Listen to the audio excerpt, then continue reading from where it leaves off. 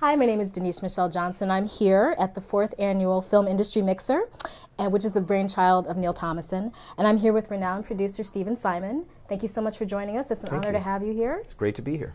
Now, I understand you started off as a lawyer.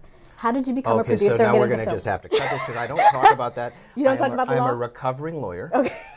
And I don't have to go to meetings anymore. Well, that's good. Which is really good. No, I did actually. I practiced law for about a minute and a half, and then I begged my way into the film business, working for a wonderful producer named Ray Stark.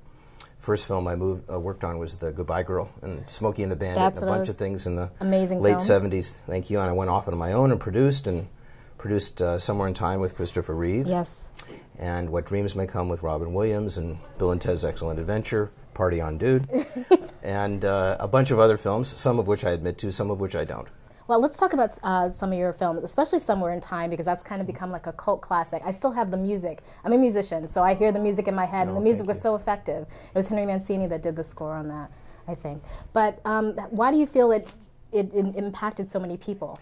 You know, it's the aspect of eternal love, and the fact that you can find your soulmate no matter what the obstacles are, and I think that was part of it. I think the actual chemistry between Christopher Reeve and Jane Seymour was very unique and very special.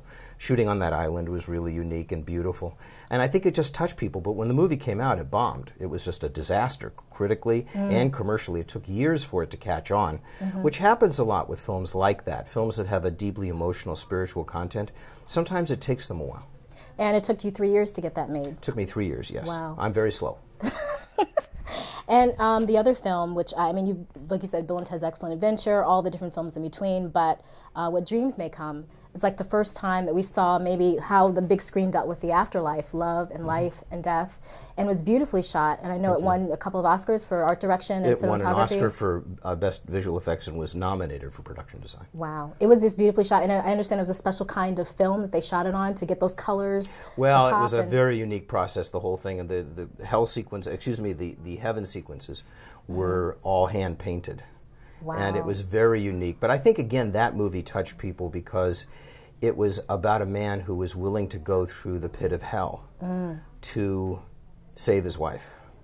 And it was a powerful and again, eternal love story.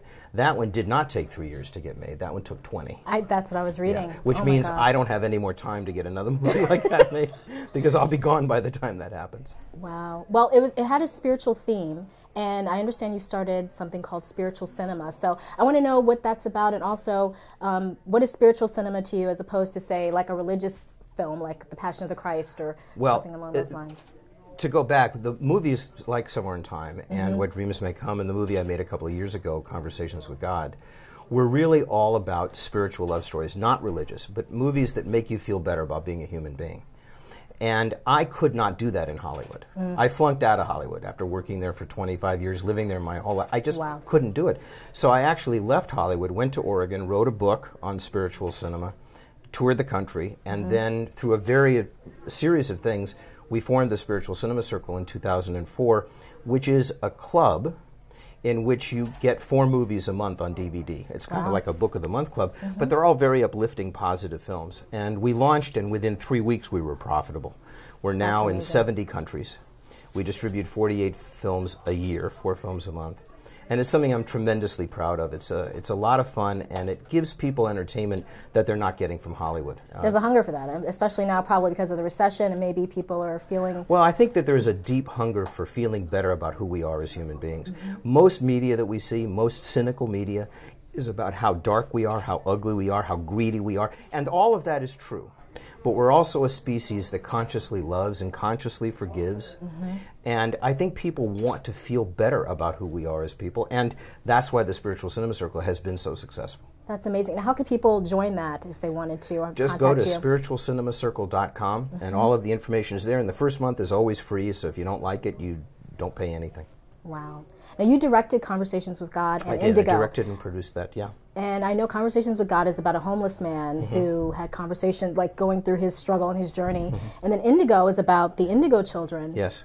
Who, I guess, what I read about Indigo children is they're kind of born after 1981, and they're here to lift the vibration of the planet. Yes, correct. And to kind of give their they have special kind of powers. Yes. So could you explain a little bit more about Conversations with God and Indigo? Conversations with God was a dream project of mine because it's such a beautiful story about an extraordinary man named Neil Donald Walsh who literally broke his neck, fell through the net of society, and wound up living as a homeless man in a park for a year, and then got so angry he started having conversations with God and wrote them down, and the books became wild bestsellers.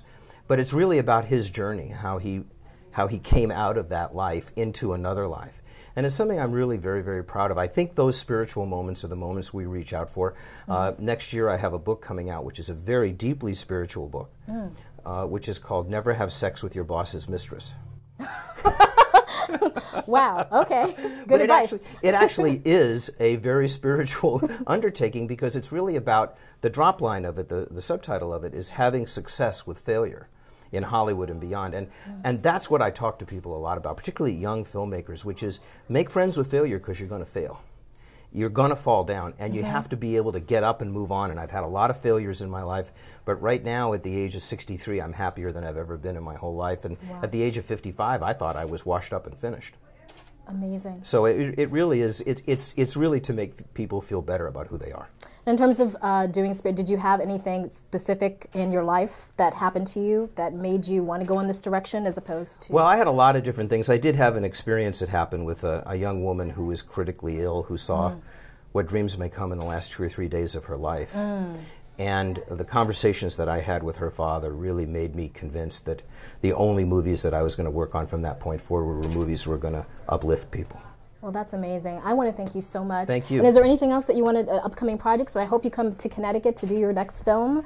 Possibly, we have the 30% tax break. We're going to do a film next year. I'm going to be doing a film next year, which I can't quite talk about yet, but it's something I'm going to be very, very happy about. It's going to be a comedy and very unique. Excellent. Well, thank you so much. Thank you. It was a pleasure. Thank you.